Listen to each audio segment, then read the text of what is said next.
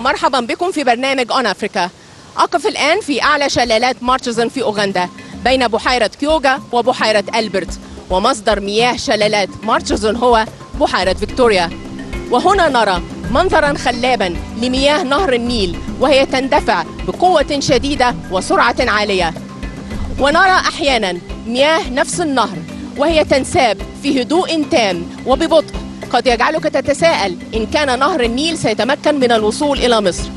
ومن الواضح أن هناك إصرار من نهر النيل أن يصل إلى مصر ليصب في البحر المتوسط.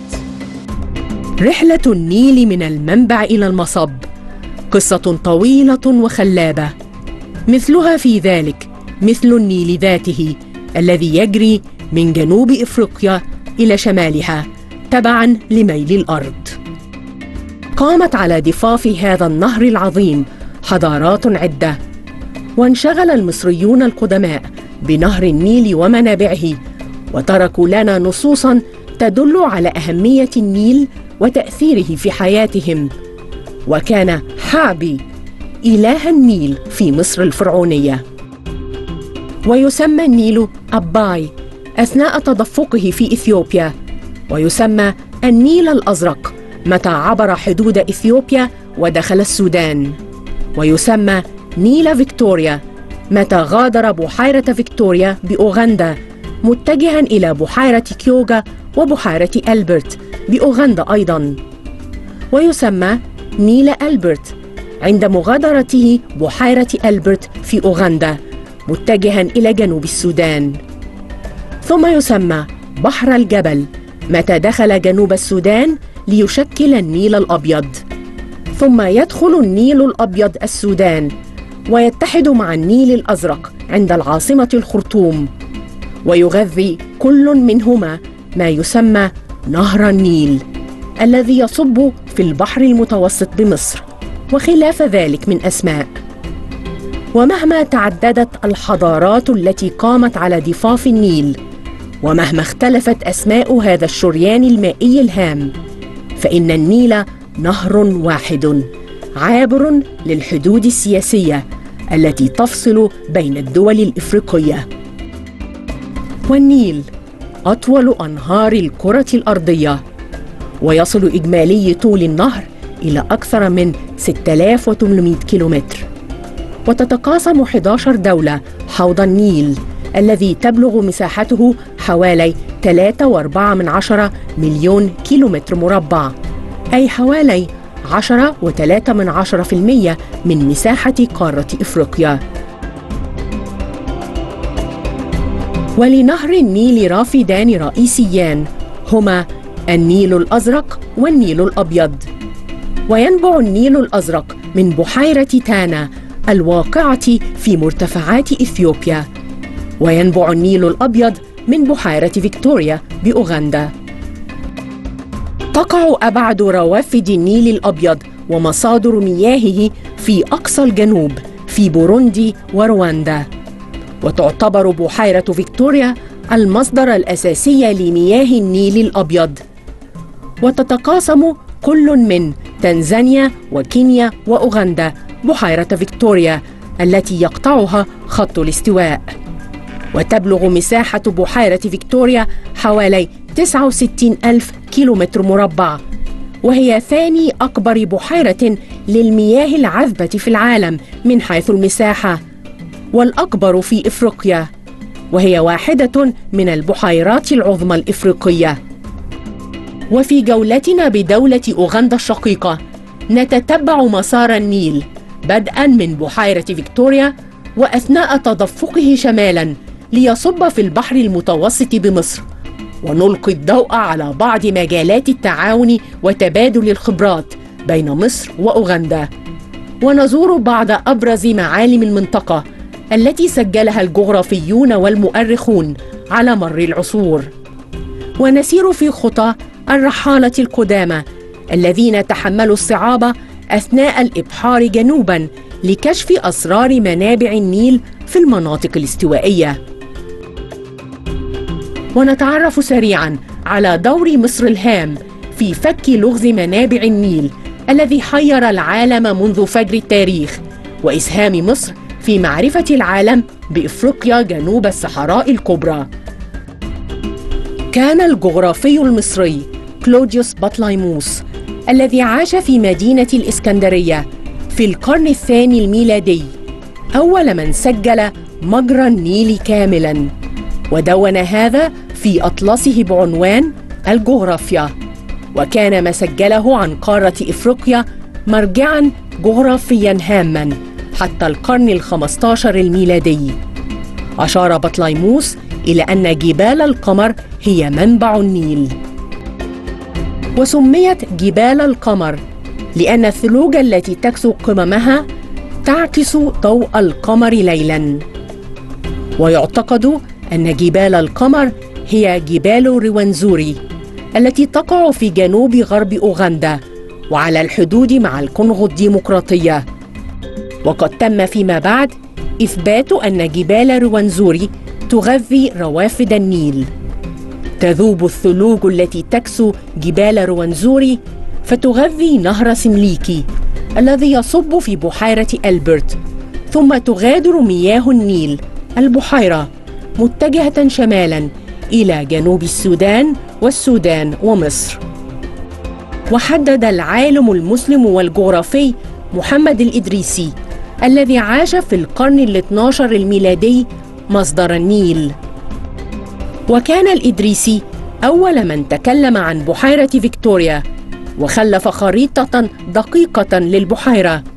ويلاحظ أن الخريطة مقلوبة لأن الناس في تلك الأيام كانوا يعتبرون أن الجنوب يوجد في الأعلى.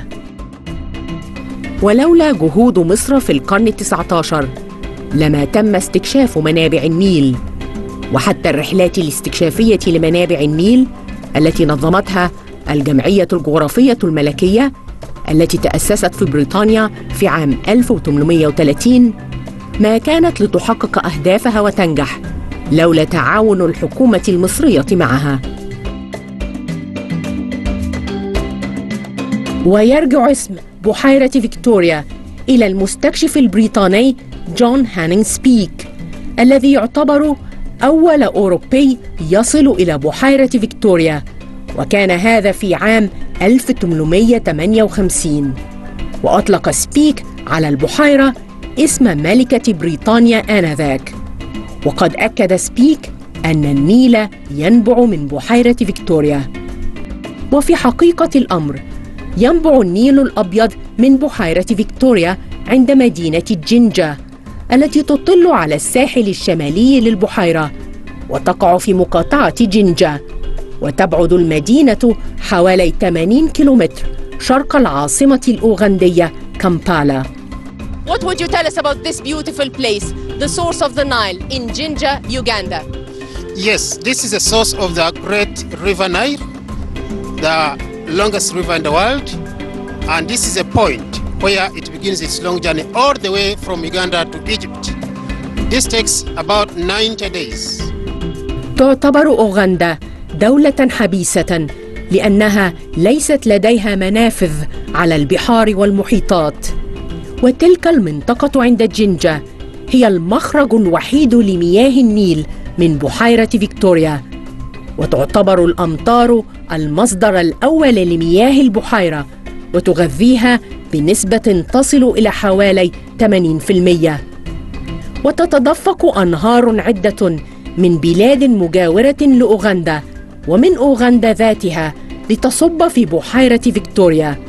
ولذا تتمتع أوغندا بمكانة فريدة في حوض النيل، حيث إنها دولة مصب ومنبع، فهي دولة منبع ومصب بالنسبة لبحيرة فيكتوريا ودولة منبع للنيل. ويقع حوالي 98% من مساحة أوغندا في حوض النيل. There is something that is confusing about Jinja, and I'm happy that I'm interviewing you. When you say it's the source, what does it really mean when you say source? Particularly in relationship with Egypt and the world. Uganda happens to be by nature the source of the Nile, and I think the world need to know that Uganda is the source of the Nile, the water that flows from Lake Victoria all the way into Mediterranean Sea, that water starts from Uganda. 15% of it. Yes, the debate about what is the source, where is the source of the Nile should be really, can't be a closed chapter. Because what happens is, you have Lake Victoria, it is like a basin, and it is filled by rivers. And these rivers come from all the neighboring countries, all of them. They fill it, and once it fills, the outflow starts from Jinja. And We've just been to Jinja, by the way. You have been to Jinja. That, the outflow out of this basin, receiving water from rivers as well as water from the sky, because the rains also power their water in the lake. Outflow is River Nile. So the source must be Jinja, where that outflow starts. It cannot start from the skies, because water comes from the heaven. Nor can it start from the rivers that feed into the lake. So the source of the Nile is when the basin has filled Lake Victoria and there is an overflow. That overflow starts from Jinja, where you were, and from that point where you saw. There used to be rip and falls, but it is now submerged because they dammed below. But rip and falls was a fall where the water would come out of the lake and just fall and start the journey. The source of River Nile is in Uganda. وتتبعنا مياه النيل وهي تغادر بحيرة فيكتوريا أو نالوبالي باللغة المحلية لتمر بخزان شلالات أوين أو ما يسمى حالياً محطة كهرباء نالوبالي، ويقع الخزان عند مدينة جينجا. وقد غمرت شلالات ريبن وشلالات أوين بعد افتتاح الخزان في عام 1954. وساهمت مصر في إنشاء خزان شلالات أوين وتحملت التكاليف والتعويضات بمقتضى اتفاقية 1953، وهي عبارة عن مخاطبات متبادلة بين مصر وبريطانيا نيابة عن أوغندا في عامي 1949 و 1953. وقد فوجئنا أثناء زيارتنا أن كل ما هو مدون عن تاريخ الخزان يسرد إنجازات المستعمر البريطاني لأوغندا، ولا يوجد أي ذكر لمصر وإسهاماتها لإنشاء خزان شلالات أوين. وحالياً تدير شركة أوغندية خاصة محطة كهرباء نالوبالي خزان شلالات أوين سابقاً. Does the Nile Dam have any effect on the amount of water going to Sudan and Egypt? This is a hydroelectric power dam. We don't consume the water. We don't transfer the water from the river to any other place. We just need the water to rotate the turbines, and then it continues on its way downstream and eventually to Egypt. So it has no effect. وتقابلنا في جينجا أيضاً مع مصطفى الشافعي، ويعمل مهندساً ببعثة الري المصرية، وكان يرصد القراءات المسجلة لمنسوب بحيرة فيكتوريا بهدف مراقبة مدى تأثير خزان شلالات أوين على كم مياه بحيرة فيكتوريا الذي يصل إلى مصر. اطمنت على مصر ولا لسه؟ اطمنت على مصر، الحمد لله مصر بخير. المنسوب في معدله الطبيعي، يمكن أقل منه حاجة بسيطة نظرا لضعف موسم الأمطار السنة دي هنا، لكن في المجمل المنسوب أعلى من المتوسط العام. احنا بنسجل المناسيب هنا بشكل يومي عن طريق المنسوب دوت اللي احنا بنسجله. بنحسب كمية المية أو التصرفات اللي المفروض من حق مصر، تمام، طبقا للاتفاقية اللي معمولة قبل بناء السد. بعد كده بنجيب التصرفات الفعلية اللي هي خارجة من خلف السد، وبنقارن بين التصرفات الفعلية والتصرفات الطبيعية اللي هي كان المفروض تاخدها في مصر.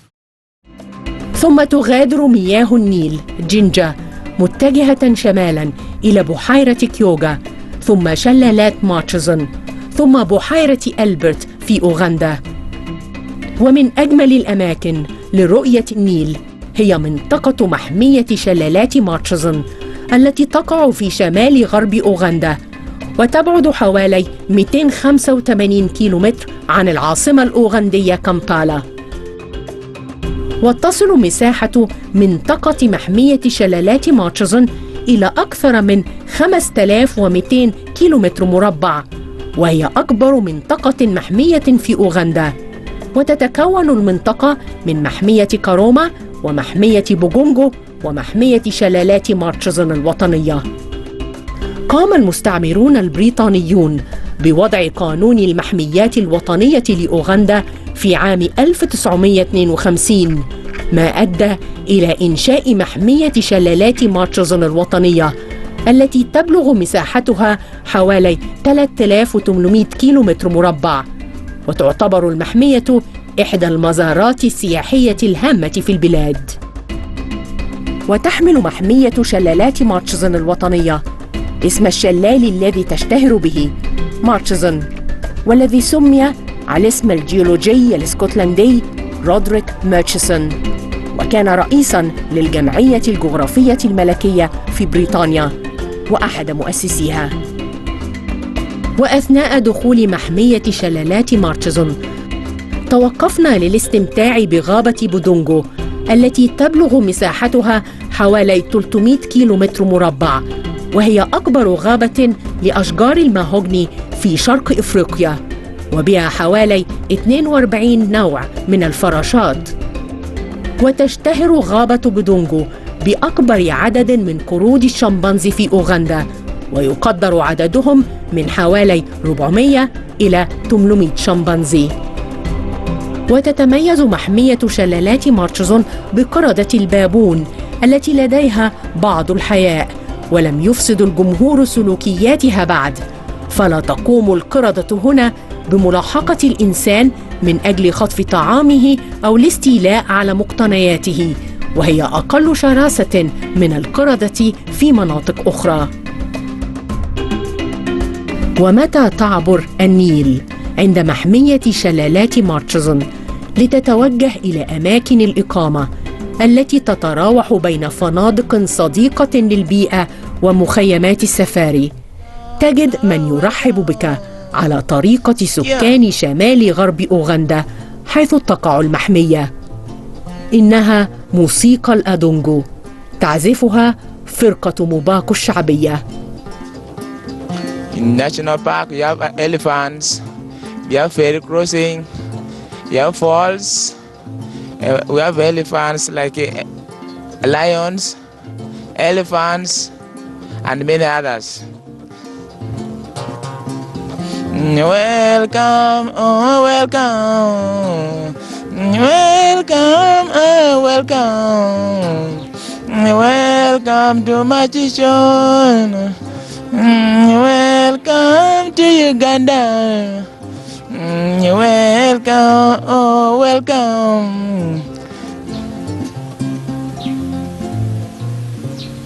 Asante sana. Asante. ينتمي أعضاء فرقة موباكو الشعبية إلى مجموعة عرقية تسمى ألور، وهي من قبيلة لوو، وهي قبيلة نيلية لأن أصلها من سكان وادي النيل الذين هاجروا منذ قرون عبر النيل من النوبة والسودان إلى أوغندا وبلاد أخرى. وتشتهر ألور بالآلة الموسيقية الوترية التي تسمى أدونغو. What would you tell us about this beautiful instrument? It's called Adungo, and our long parents, our long grands, they used this one here for married long ago because there were no radio, and they used this one for married, and we also play songs for married, love songs, and some part we also play gospel songs. In the church? In the church also, and also here. And what is it made of?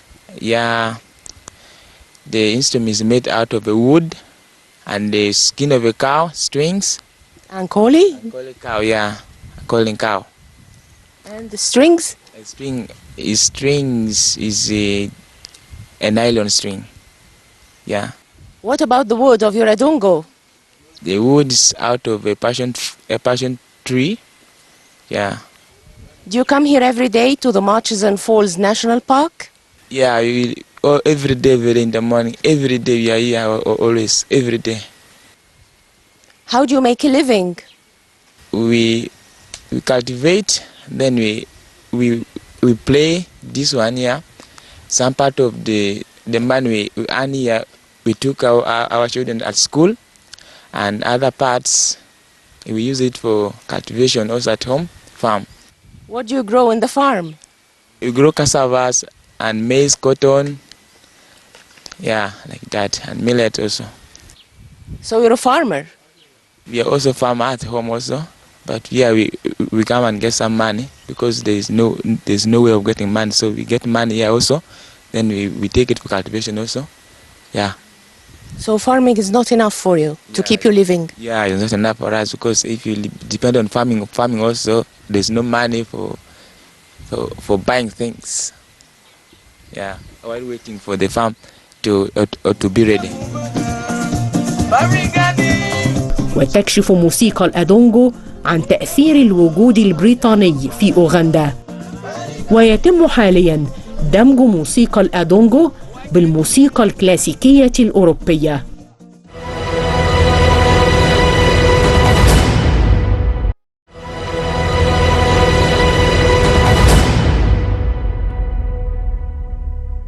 يبدأ اليوم في محمية شلالات مارشزن حوالي 6:00 صباحاً، لأن هذا الميعاد من أفضل الأوقات لمشاهدة الحيوانات البرية وتصويرها والاستمتاع بإفريقيا.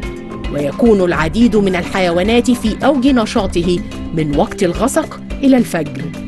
ويعتبر وادي النيل من أشد المناطق ارتفاعاً في الحرارة في أوغندا، ولذا تبدأ الحيوانات ومنهم الأسد في البحث عن أماكن تستظل فيها من الحر ولتستريح بدءاً من حوالي 10:00 صباحاً.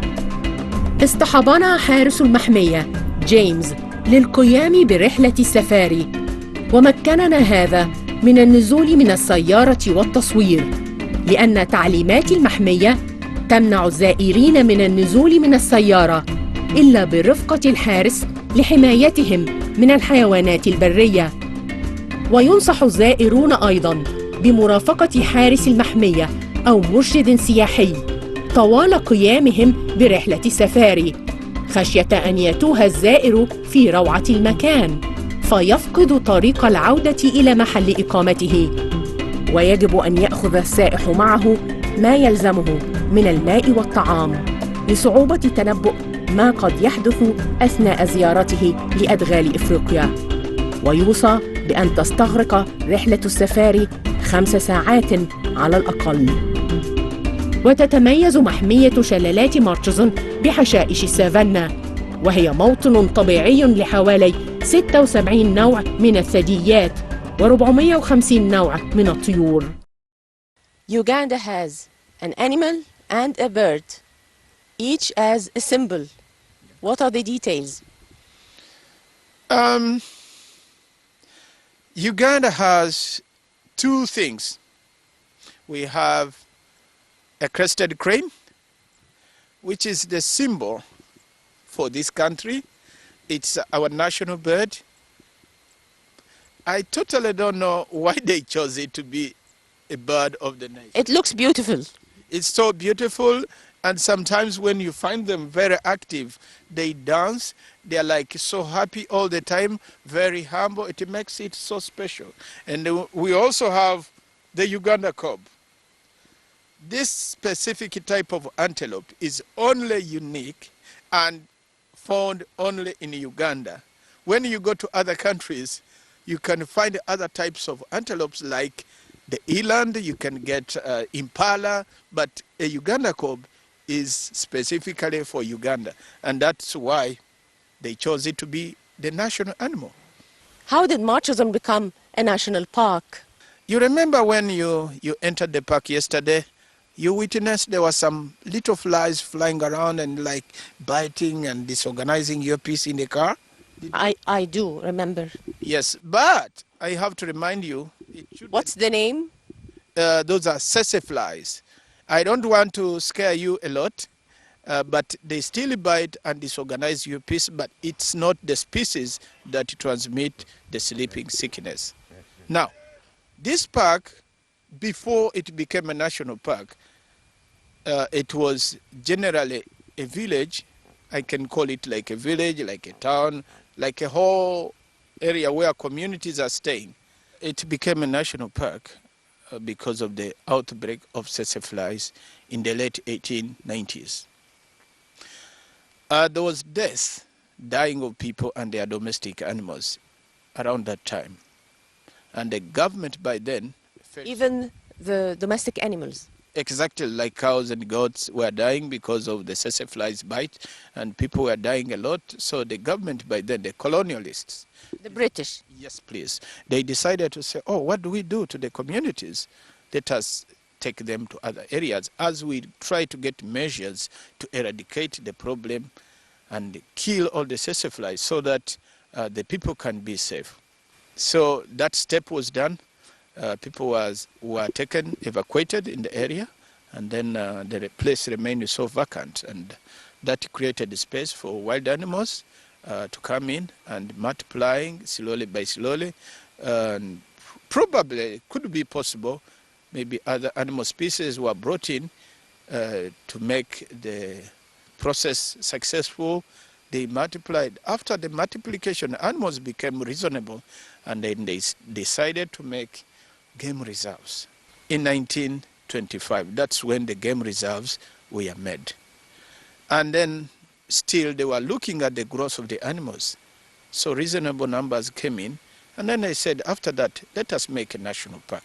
So in 1952, Murchison Falls National Park was created or was started. وتوقفنا أيضاً في هذا المكان الخلاب الذي يسمى بارا، ويعني في لغة اللغو المحلية مكان فرس النهر. وتعتبر بارا من أكثر أماكن محمية شلالات مارشزن جذباً للسائحين. يوجد في بارا أكبر عدد من الحيوانات البرية، وتمتلئ مياه النيل في تلك البقعة بفرس النهر والتماسيح، وهذا بخلاف الطيور والحيوانات الأخرى التي تأتي للنهر لتشرب وتغتسل. I can see several hippos just right behind you in the water of the Nile River. What would you tell us about the hippos living in the park? I chose this place, and I have a brief story about it. I'll tell you, for example, the place where you stay, the night you had at Para is a name in a Luo, meaning something. Para means place of hippos. P stands for place, and Ra means hippos. That means in the early 60s and before that, there used to be thousands and thousands of hippos in that place. And the local people said, oh, this is Parao. This is a place of hippos. And why I chose this point for us to come and stretch, it's a bit secure. It's very clean. You can see a distance away from us, and that means everybody is protected. And that's why I have this gun. It's not for scaring you, it's for keeping you safe and your property. The hippos are right behind us. They have no problem as long as we don't go very close to them. Hippos spend much of their time during their time in the water. One, for safety. They feel a bit secured because they are in the water. Very few enemies will always need to attack animals of different species from land, but the hippos are so much clever, they decide to stay in the water for safety. Secondly, majorly, I can say, they keep away from the sun heat because in the water it's a bit cool and they can keep radiated. But in the night hours, they emerge out and they are taking much of their time grazing. They are vegetarians. I need also to remind you about safety.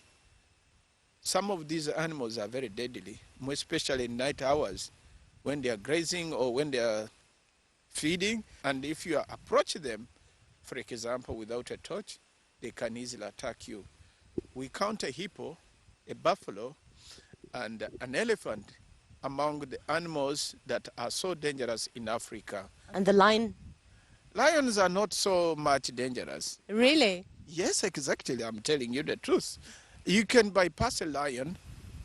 If it is not hungry, it can look at you and move away because it knows itself it is the king of the jungle.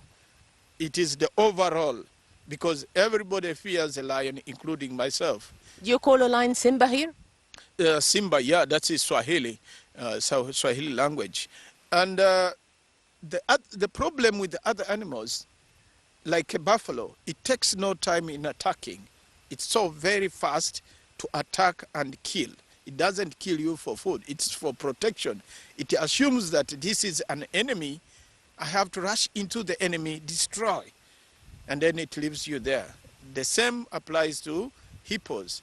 They attack because they're fighting for their safety, more especially when they have the young ones. I've seen a crocodile in the Nile River just behind you. What would you tell us about crocodiles living in the Murchison Falls National Park? Actually, that's a great luck because we managed at least to see a crocodile from this spot, because this is a quiet place for the hippos, and the problem is from the community. The people you see on my right in canoes, they are fishing. They are always trapping fish using the nets. They bang in the water to make the fish run into the nets, and they disturb the environment of the aquatics. So the crocodiles are disturbed, they cannot feed, they cannot hunt. But we were so much lucky, we saw one. That is the Nile crocodile. If you take a boat, another activity this afternoon, what we call a boat ride, you expect to see more crocodiles, bigger ones. They can grow as big as 3 meters, 4 meters. Are you allowed to eat game meat in Uganda? People eat. I've not tested. I wouldn't mind having one for lunch or supper or from elsewhere. But we are not allowed to eat the wild animals here. So no game meat in Uganda? I don't want to completely rule it out that we don't have game meat. Probably in Kampala, in some other big hotels, it could be there, because I hear there are other places like Carnival Hotel in Kampala which sells wild meat. I don't know where from, but I understand it's there. وفي بقعة أخرى من المحمية وبجوار النيل شاهدنا الفيل الإفريقي، أكبر الحيوانات الأرضية الحية، والذي تشبه أذنه شكل قارة إفريقيا. يفضل الفيل البقاء قريباً من المياه، وتمكنه حاسة الشم القوية من تحديد مصادر المياه ولمسافة تصل إلى حوالي 19 كيلومتر. ويتميز الفيل بالذاكرة القوية التي تعي الأشياء والأماكن لسنوات عديدة، ويستفيد من ذاكرته في الوصول إلى موارد المياه أثناء فترات الجفاف في إفريقيا. There are several African elephants drinking from the Nile River. They are just right behind you. What would you tell us about African elephants? These are quite bigger than compared to the Asian elephants, and why we call it African elephants. Look at the ears, is in the shape of the map of Africa. How different is an African elephant from an Asian elephant? Though I've not seen an Asian elephant, but compared to the sizes, African elephants are quite big in size than the Asian elephants. And African elephants are more aggressive and dangerous than Asian elephants, because ours here are not tamed. The Asian elephants are tamed. They can do a lot of luggage carrying. They work in the circus. Yeah, and that doesn't happen here. But can you tame an African elephant? I wouldn't temper, because I don't have enough food to sustain it, because they eat a lot, approximately 300 kilograms they need to eat in a day. Can you adopt elephants in Uganda? In Kenya they can. Well, if it is licensed, people would be interested in to do that, but at the moment nobody is doing that, except elephants stay in the national parks, not even in the zoo. Well, I've not visited all Africa, but we don't tame it in Uganda at the moment. And you can't adopt elephants in Uganda? If it is authorized from the top, it can be possible because people can keep different kind of pets. They can make it as a pet. You have a zoo here in Uganda?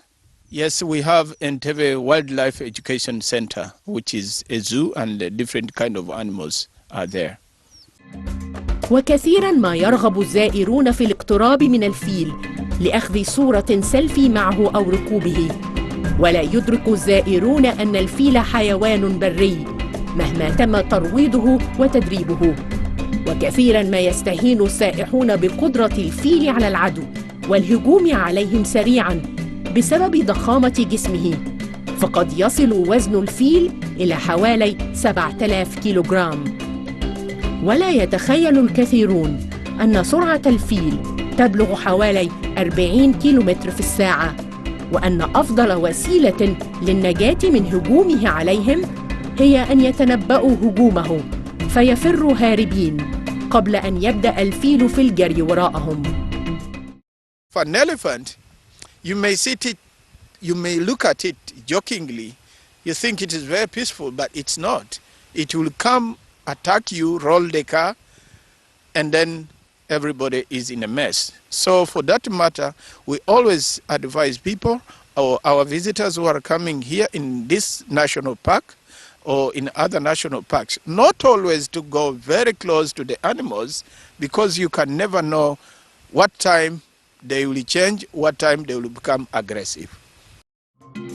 وقد اضطررنا لترك هذا المكان الخلاب بتعليمات من الحارس جيمس الذي تنبأ أن أحد الأفيال يستعد للهجوم علينا. ويمكنك التنبؤ بهذا أيضاً، ففي وضع الهجوم الحقيقي تكون أذن الفيل متمسمرتين للخلف ومنبسطتين، وفي وضع الهجوم الزائف تكون أذن الفيل مسترخيتين أو ممتدتين بعيداً عن جسمه مثل المروحة، ويكون خرطومه مثنياً. وعادة تصاحب الهجوم الحقيقي صيحة يصدرها الفيل. What are the rules of the Murchison Falls National Park? We are here to conserve and protect the wildlife. We are not allowed to poach, because if they happen to get me with game meat, then I'm a poacher. I will lose the job. It shows a bad image if I have the game meat. So for that matter, we only conserve for generations. If they happen to get you with the game meat, you will be arrested and prosecuted. Even myself, I'm not supposed to possess or to have game meat in my home.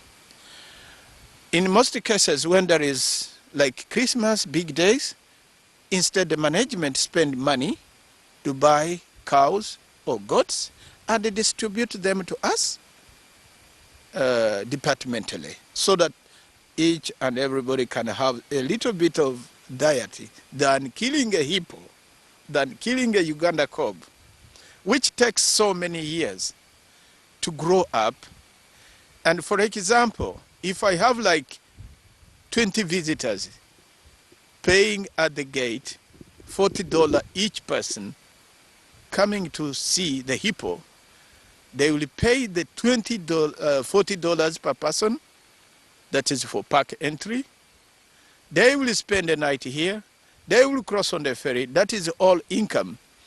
And at the end of the day, they will leave the hippo here and more will come. That means the hippo is surviving and we are also earning big. وتلعب الحياة البرية دوراً هاماً في تهيئة المناخ الملائم والمتميز لقضاء شهر العسل بمحمية شلالات مارشزون. I saw a honeymoon track in the park. What are the activities offered to honeymooners? The honeymoon track was created of recently. It is in the southern part of the national park, the southern part of the river.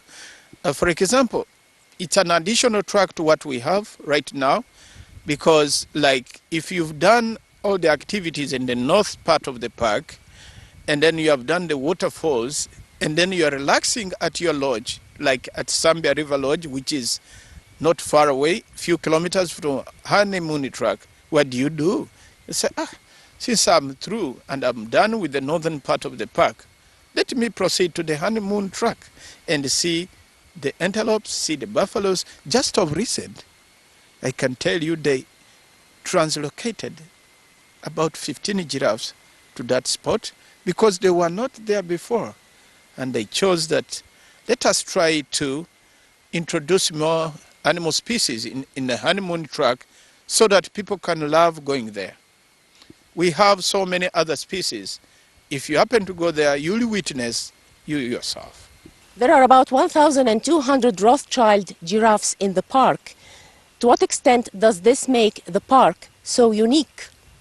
Yes, it's very unique because if you happen to go to other parks, not until of recent, few giraffes were taken to Lake Kimburu, the Rothschild.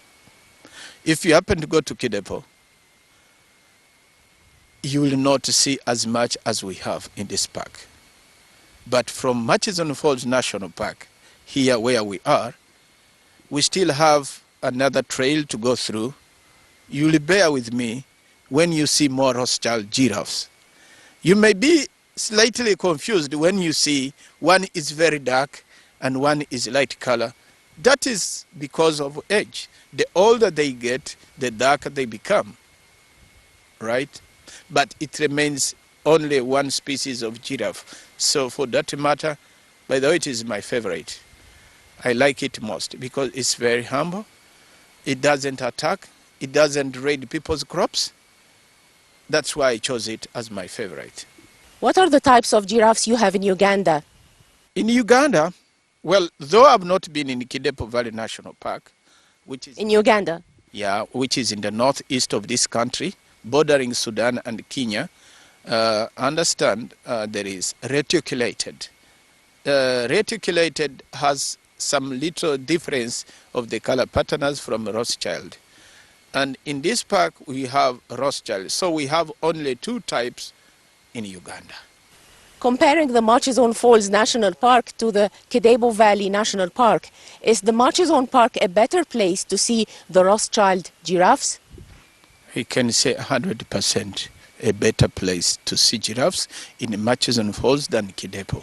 Why? Though I've not been in Kidepo, but at least I have fellow staff who work there. They say you can drive and you see like 3 giraffes, maybe 2 kilometers away. You can drive and see one giraffe. You only see the ears, but in Murchison, for example, if I can ask a question, so far, how many have you seen? And from I've seen like 5, but I've actually seen them. Yeah, that's a reasonable distance. It's not all that much that you need to struggle to find them. Yeah, yes, sometimes they can get lost. You need to drive around, but at least we know you can see more than 5 or 10 in one place. وتساهم فرقة مباق الشعبية في إضفاء لمسة رومانسية تزيد من جمال الطبيعة وسحرها من خلال أغانيها البسيطة بلغتها المحلية التي تسمى ألور، ومنها أغنية بعنوان حبيبي قرب مني. We are going to play for you a love song. Yeah. What is it called? Okay, it's called Affair Para.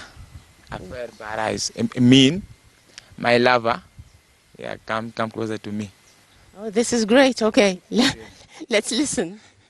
Affair para yo, can you let me mukeli yo? Affair para yo, can you? Affair para yo, can you let me mukeli yo?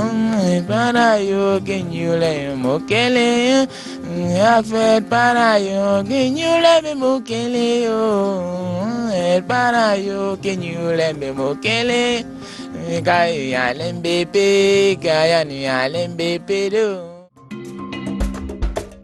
تنبع مياه النيل الأبيض عند مدينة الجنجة التي تطل على بحيرة فيكتوريا بأوغندا، ثم تجري شمالاً متجهة إلى بحيرة كيوغا، ثم شلالات مارشزن، ثم بحيرة ألبرت بأوغندا أيضاً، ثم تدخل جنوب السودان، ثم السودان، ثم تتدفق لتصب في البحر المتوسط بمصر. ولقصة مسار النيل من المنبع إلى المصب روافد عديدة وممتدة، وللقصة بقية.